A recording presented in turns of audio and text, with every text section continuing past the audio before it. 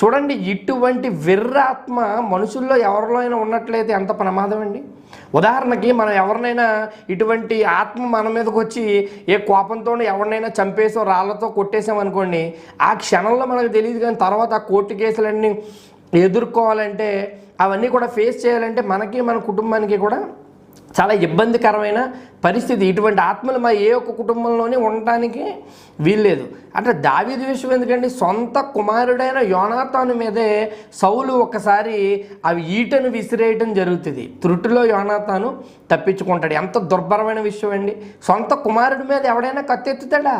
సొంత కుమారుడిని సంహరించాలని ఆలోచన చేస్తాడా? వాస్తవానికి సౌలు మంచి తండ్రి, అతను కూడా కుమారుడిని చంపాలనుకోడు. కానీ అతనిలో ఉన్న వెర్రి ఆత్మ, ఏదైతే దేవుని యొద్ద నుండి వచ్చిందని చెప్పబడిన ఆ దురాత్మ అతడు ఏం చేయిస్తున్నాడో తెలియకుండా ఒక అన్కన్వెన్షనల్ థింకింగ్